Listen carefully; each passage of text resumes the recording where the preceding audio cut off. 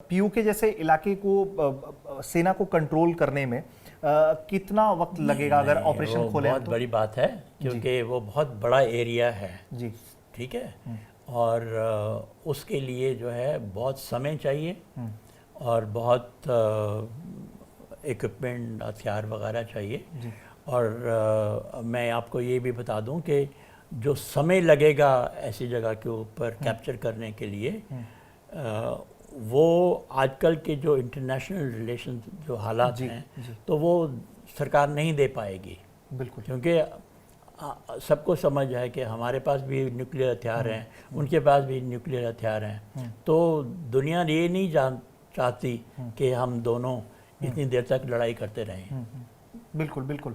चाहे आपने बोला कि अभी वो कारगिल की लड़ाई चाहे 2 महीने या 2.5 महीने चली, बिल्कुल, बिल्कुल। तो आप समझ सकते हैं कि पूरा पीओके को कैप्चर करने के लिए कितनी देर लगी लड़ाई लगी। बिल्कुल बिल्कुल। मैं ये नहीं कहता कि ये नहीं हो सकता, हो सकता है, लेकिन सर्कमस्टांसेस जो हैं वो उसके मुताबिक जो है वो डिफरेंट हैं। क्योंकि उसके लिए हमको समय चाहिए, हथियार चाहिए और काफ़ी देर तक लड़ाई लड़ेगी। और मैं नहीं समझता हूँ कि शायद इंटरनेशनल कम्युनिटी जो है हमको इतनी देर तक लड़ाई करने देगी।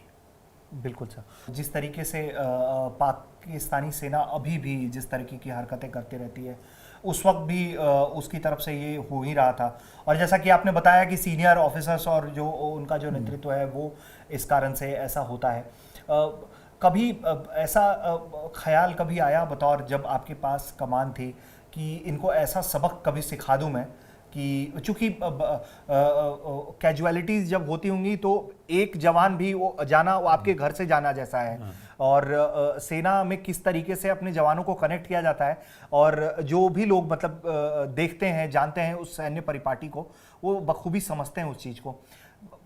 गुस्सा आता था कभी कि इनको ऐसा सबक सिखा दूंगा मैं कि देखो वही बात मैं कह रहा हूँ। गुस्सा आता भी था तो वो मैं जाहिर नहीं कर सकता था। लेकिन आपको मैं ये बताता हूँ कि मैंने किताब में भी ये लिखा है कि जिस दिन मुझे प्राइम मिनिस्टर ने बोला कि अभी उनकी तरफ से ये रिक्वेस्ट आई है कि हमको जाने दो, तो मेरा पहला उनके साथ में यही था, मैंने कहा कि नहीं होना चाहिए ऐसा, हम नहीं जान।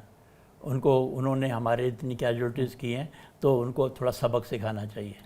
तो पहली बार जब उन्होंने बोला कि अब उनको जाने दें, ख़त्म करें लड़ाई, तो मैंने कहा नहीं।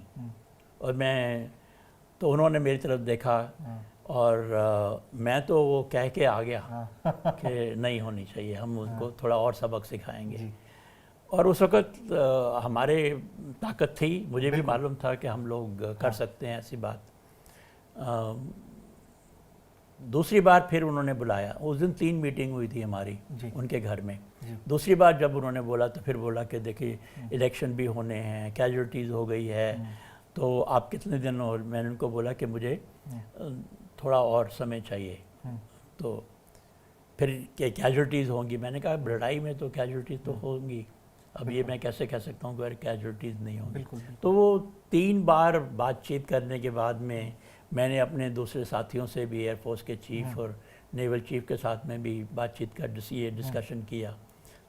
तीसरी बार जाके मैंने बोला कि ठीक है, जब हम पूरा कैप्चर कर लेते हैं तो फिर आप जाने देंगे।